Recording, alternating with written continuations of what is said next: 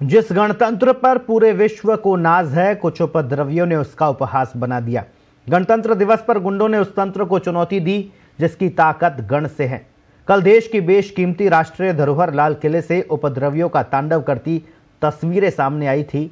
आज वही धरोहर लाल किला अपनी बेकदरी की गवाही दे रहा था। कैसे, देखिए हमारी ये खास रिपोर्ट।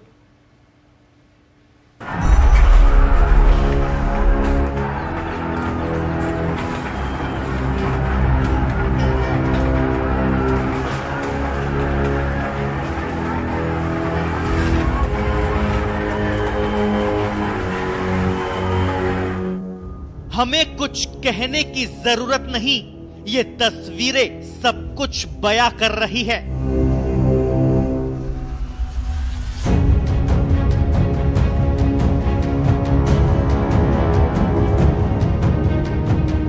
तस्वीर बयां कर रही है कि दंगाइयों ने गणतंत्र दिवस पर कैसे पूरे तंत्र को चुनौती दी।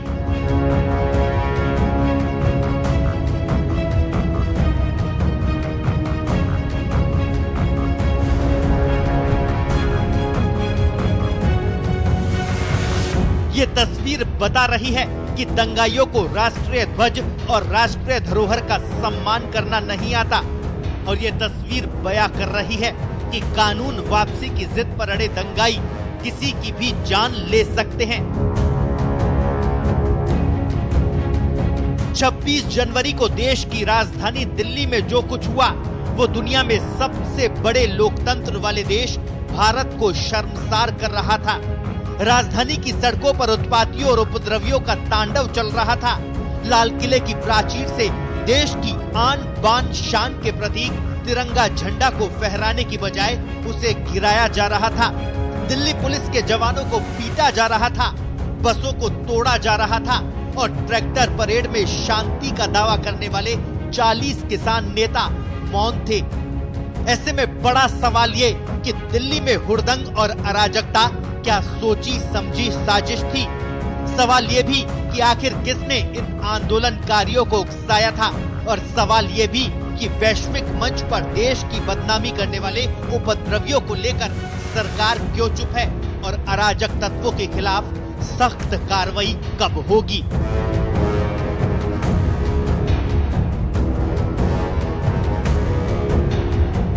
दिल्ली की सड़कों पर तांडव मचाने के बाद जब देश भर में किसानों के खिलाफ आक्रोश बढ़ने लगा, दिल्ली पुलिस की तरफ से बड़े किसान नेताओं पर एफआईआर दर्ज की गई।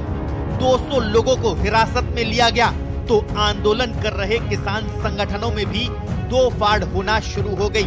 आंदोलन भटकने का आरोप लगाकर 2 किसान संगठनों ने खुद को किसान आंदोलन से अलग कर लिया।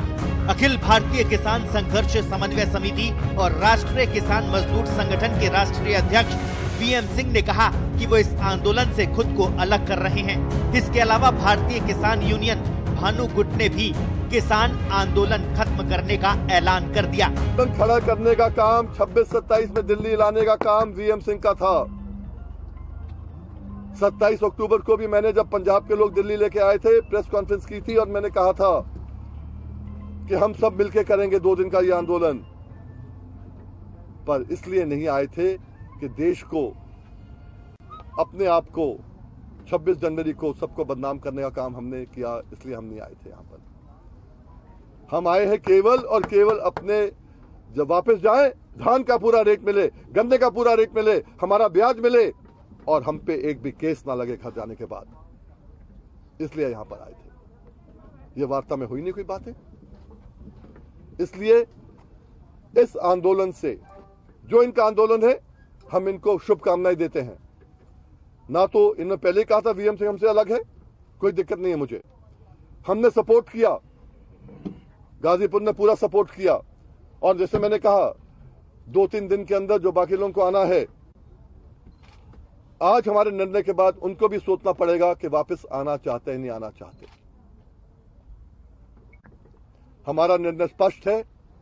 वीएम सिंह राष्ट्रीय किसान मजदूर संगठन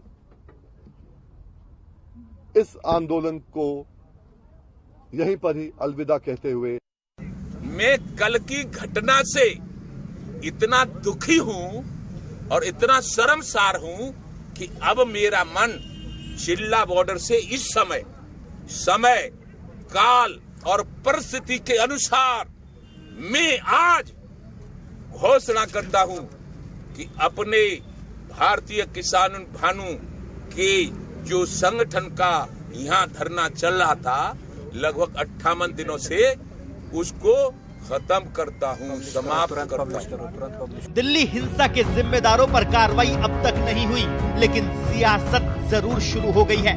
पूरे मामले को लेकर सरकार चुप है, लिहाजा कांग्रेस बोल रही है। कांग्रेस प्रवक्ता रणदीप सुरजेवाला ने दिल्ली हिंसा को इंटेलिजेंस की नाकामी बताया और अमित शाह को गृह मंत्री के पद से इस्तीफा देने की मांग की। पिछले 1 साल में दिल्ली में दूसरी हिंसा हुई है। अगर प्रधानमंत्री गृह मंत्री के खिलाफ कोई कार्रवाई नहीं करते हैं तो इसका मतलब है कि वो अमित शाह को बचा रहे हैं। देश की राजधानी दिल्ली में किसान आंदोलन की आड़ में हुई सुनियोजित हिंसा व अराजकता के लिए सीधे सीधे गृह मंत्री श्री अमित शाह जिम्मेवार हैं। इस संबंध में तमाम खुफिया इनपुट के बावजूद हिंसा के तांडव को न रोक पाने में नाकामी के चलते उन्हें एक पल भी अपने पद पर बने रहने का अधिकार नहीं। श्री अमित शाह को बगैर देरी के बर्खास्त किया जाना चाहिए। ये पहला मौका है जब कोई सरकार लाल किले जैसी राष्ट्रीय धरोहर की रक्षा करने में भी पूरी तरह नाकाम रही है। दिल्ली हिंसा के बाद किसान नेता राकेश टिकैत दिल्ली पुलिस को जिम्मेदार ठहरा रहे हैं, लेकिन दिल्ली हिंसा से पहले का राकेश टिकैत का एक वायरल वीडियो ये बताने के लिए काफी है कि हिंसा के लिए आखिर कौन जिम्मेदार है। सरकार मान नहीं ज्यादा कैडी पड़ रही सरकार। अपना ले आइयो झंडा भी लगाना, लाठी गोती भी साथ रखियो अपने झंडा लगाने के लिए, समझ जाइयो सारी बात, ठीक है। झंडा लगागा, तिरंगा भी झंडा वैसा भी लगा लियो उस पर। और आ जाओ बस, अब बहुत बोल दिया, अब आ जाओ जमीन बचाने के लिए, आ जाओ, अपनी जमीन नहीं बच रही। बहरहाल गणतंत्र दिवस पर अन्नदाता की खाल ओढ़कर आए हुड़दंगियों ने विश्व मंच पर देश का सिर झुका दिया है। लाल किले की प्राचीर से देश का झंडा हटाकर दंगाइयों की तरफ से खुद का झंडा फहराने का जश्न पाकिस्तान मना रहा है। हिंसा के जिम्मेदारों को ढूंढा जा रहा है। ऐसे में ये सवाल भी उठ रहे हैं कि क्या ये आंदोलन अब आगे चल पाएगा, और अगर हाँ तो फिर कैसे। ब्यूरो रिपोर्ट, पत्रिका टीवी।